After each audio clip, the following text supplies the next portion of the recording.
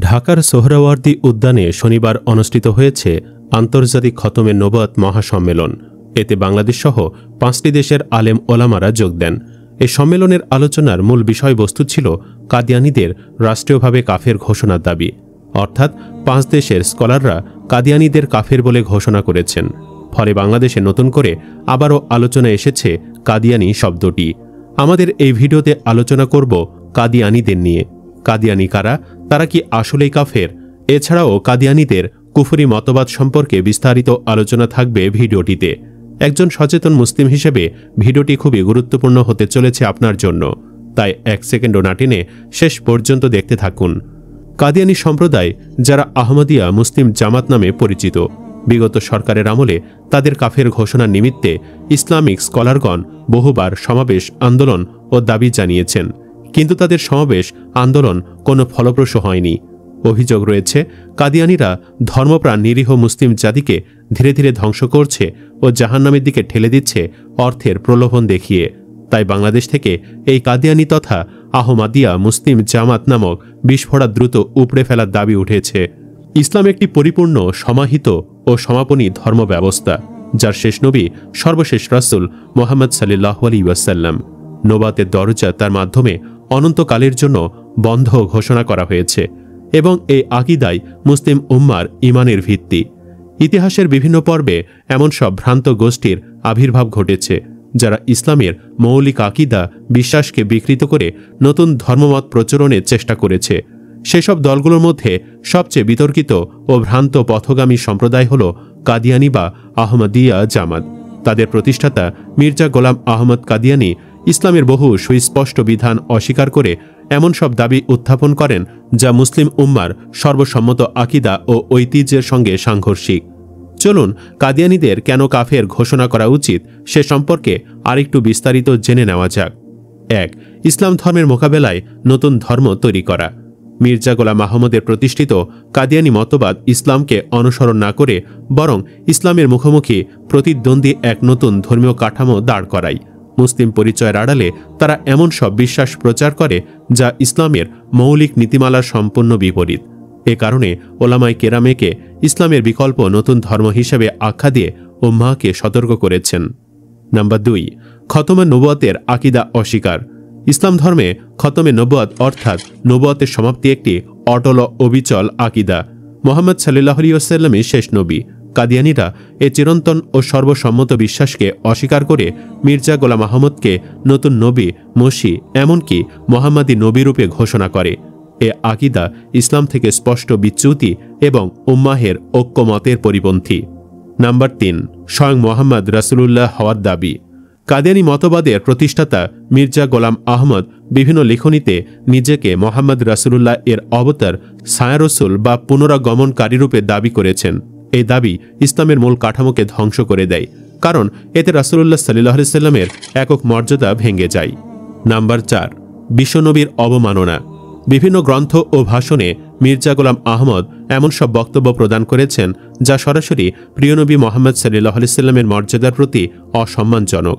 তার এই অবমাননাকর বক্তব্য ইসলাম ও মুসলমানের আকীদার সঙ্গে গভীর বিরোধ সৃষ্টি করে।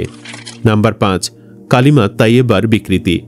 লা ইলাহা ইল্লাল্লাহু মুহাম্মাদুর রাসূলুল্লাহ এই কালিমা মুসলিম জাতিসত্তার মূল পরিচয়। কাদিয়ানীরা এই কালিমাকে পরিবর্তন করে ভিন্ন অর্থে ব্যাখ্যা উপস্থাপন করে এবং নিজেদের তথাকথিত নবীকে কালিমার কাঠামোর মধ্যে প্রবেশ করানোর চেষ্টা করে, যা ইসলামী আকীদা বিকৃতির স্পষ্ট উদাহরণ। নাম্বার ৬. ঈসা আলাইহিস সালামের ওপর শ্রেষ্ঠত্ব দাবি। ইসলামের নবী ও রাসূলদের একটি নির্দিষ্ট মর্যাদাক্রম রয়েছে, কিন্তু মির্জা গোলাম আহমদ নিজেকে ঈসা আলাইহিস সালামের চেয়েও শ্রেষ্ঠ বলে দাবি করেছেন, যা নবীদের মর্যাদা ও সম্মানের বিষয়ে ইসলামের প্রণীত নীতির বিপরীত। নাম্বার ৭. ঈসা আলাইহিস সালামের প্রতি অপবাদ। কাদিয়ানী গ্রন্থে ঈসা আলাইহিস সালামের ব্যাপারে এমন সব অশোভন ও মিথ্যা অপবাদ আরোপ করা হয়েছে যা কোনো মুসলিমের পক্ষেই উচ্চারণযোগ্য নয়। তবুও বলতে বাধ্য হচ্ছি, ঈসা আলাইহিস সালামের জন্ম পদ্ধতি এবং মরিয়ম আলাইহিস সালাম সম্পর্কেও অসম্মানজনক মন্তব্য, ঈসা আলাইহিস সালামকে মির্জা গোলাম আহমদের চেয়ে নিচু বলা, ঈসা আলাইহিস সালাম কাশ্মীরে মারা গেছেন, নাউজুবিল্লাহ, এমন সব দাবি করা হয়। নবীদের সম্মান ও পবিত্রতা রক্ষায় মুসলিম ঈমানের অঙ্গ, আর কাদিয়ানীদের এই আচরণ সেই ঈমানের মূল ভিত্তিকেই আঘাত করে। নাম্বার ৮. বিশ্বের সকল মুসলমানকে কাফের বলা। কাদিয়ানি মতবাদে প্রচার করা হয় তাদের নবীকে অস্বীকারী প্রত্যেক মুসলমান নাকি কাফের, অর্থাৎ সমগ্র উম্মাহকে কাফের আখ্যা দিয়ে তারা মুসলিম সমাজ থেকে নিজেদের পৃথক ধর্মীয় পরিচয় স্থাপন করেছে। এটি ইসলামী ঐক্যের বিরুদ্ধে ভয়াবহ বিদ্রোহ। ভিডিওতে এতক্ষণ আলোচিত কারণসমূহ সুস্পষ্টভাবে প্রমাণ করে কাদিয়ানি মতবাদ ইসলামের মৌলিক আকিদা, সরল ঈমান এবং উম্মাহের এক ও অভিন্ন বিশ্বাস ব্যবস্থার সঙ্গে মূলে গিয়ে সাংঘর্ষিক। খতমে নবুয়তের মতো চূড়ান্ত সত্যকে অস্বীকার, কালিমা তাইয়্যিবার বিকৃতি, নবীদের প্রতি অবমাননা এবং সমগ্র মুসলিম উম্মাহকে কাফের আখ্যা, এসব তাদেরকে মুসলমানদের সারি থেকে সম্পূর্ণ বিচ্ছিন্ন করে একটি ভিন্ন ধর্মমতের রূপ দিয়েছে। এই বাস্তবতার প্রেক্ষিতে জমহুর উলামা দীর্ঘ গবেষণা, বিশ্লেষণ ও শরঈ প্রমাণ যাচাই করে সর্বসম্মত সিদ্ধান্তে উপনীত হয়েছেন যে কাদিয়ানীরা ইসলামের পরিসীমার বাহিরে তথা কাফির। বিশ্বের বহু মুসলিম রাষ্ট্র একই সিদ্ধান্তকে রাষ্ট্রীয় স্বীকৃতি দিয়েছে। এটি কোনো সাময়িক আবেগ নয়, বরং আকিদা, শরীয়ত ও উম্মার ইজমা সমর্থিত অটল রায়। বাংলাদেশেও মুসলিম জনগোষ্ঠীর অভিন্ন দাবি এই ভ্রান্ত মতবাদ যাতে মুসলমান পরিচয় বিভ্রান্তি ছড়াতে না পারে সে বিষয়ে রাষ্ট্রীয়ভাবে স্পষ্ট অবস্থান গ্রহণ করা, কারণ বিশ্বাসের বিশুদ্ধতা রক্ষা করা একটি ঈমানি দায়িত্ব, আর খতমে নবুয়তের মর্যাদা অটুট রাখা সমগ্র মুসলিম উম্মাহের আবশ্যকীয় দায়িত্ব। পরিশেষে বলতে চাই, প্রত্যেক মানুষের নিজ নিজ ধর্ম পালন করার যেমন স্বাধীনতা আছে, তেমনি অন্য ধর্মের ক্ষতি না করে ধর্মহীন বা নাস্তিক হবার স্বাধীনতাও আছে। অনেকে আছেন নিজ নিজ ধর্মের প্রতি বিশ্বাস থাকার পরও সঠিকভাবে এবং নিয়মিত ধর্ম অনুশীলন করেন না, তারপরও নিজ ধর্মের অবমাননা মেনে নিতে পারেন না। এটাই স্বাভাবিক এবং হওয়া উচিত। কেউ যদি কথা এবং লেবাসে নিজেকে মুসলিম, হিন্দু বা খ্রিস্টান পরিচয় দিয়ে বাস্তবে ওই ধর্মের মৌলিক বিষয়ের উপর আঘাত করে, তাহলে নিশ্চয়ই সংশ্লিষ্ট ধর্মের অনুসারীরা তাকে সেটা করতে বাধা দিবে এবং সেটি হওয়া উচিত। সময়ের প্রয়োজনে ধরে নিলাম, কারো যদি নিজের মতো করে কোনো ধর্ম প্রবর্তন করার ইচ্ছে হয়, তাহলে সে নতুন নাম দিয়ে সেটা করার তার স্বাধীনতা থাকা উচিত এবং এতে আমি কোনো সমস্যা দেখছি না। কিন্তু কাদিয়ানী সম্প্রদায় নিজেদেরকে মুসলিম দাবি করে ইসলামের মৌলিক বিষয়ে মনগড়া ও বিভ্রান্তিকর বক্তব্য দিয়ে দীর্ঘদিন থেকে মুসলমানদের ঈমান আকিদায় আঘাত দিয়ে যাচ্ছে। তাই এদেরকে প্রতিহত করা এবং অমুসলিম ঘোষণা করা সময়ের দাবি। এই উপমহাদেশে কাদিয়ানীদেরকে অর্থ দিয়ে পৃষ্ঠপোষকতা করে যাচ্ছে প্রাণ আরএফএল থেকে শুরু করে বিভিন্ন বড় বড় কোম্পানি। বলা হয় আরএফএলের প্রতিষ্ঠাতা ছিলেন একজন কাদিয়ানী। যতদূর জানি তিনি পশ্চিমাদের অর্থের বিনিময়ে মুসলিম থেকে কাদিয়ানী হয়েছেন। আমরা সবাই মনের অজান্তেই প্রাণ আরএফএলের সামগ্রী ব্যবহার করে কাদিয়ানীদেরকে আর্থিকভাবে সহায়তা করে যাচ্ছি।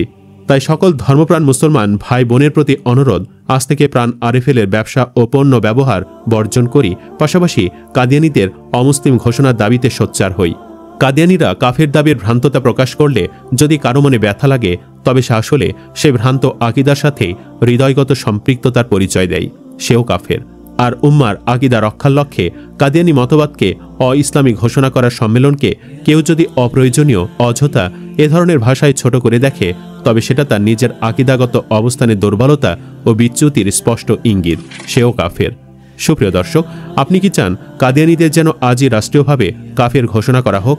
কমেন্ট বক্সে জানিয়ে দিন আপনার মতামত। ভিডিও ভালো লাগলে লাইক দিন এবং শেয়ার করুন, আর অবশ্যই চ্যানেলটি সাবস্ক্রাইব করুন। ধন্যবাদ।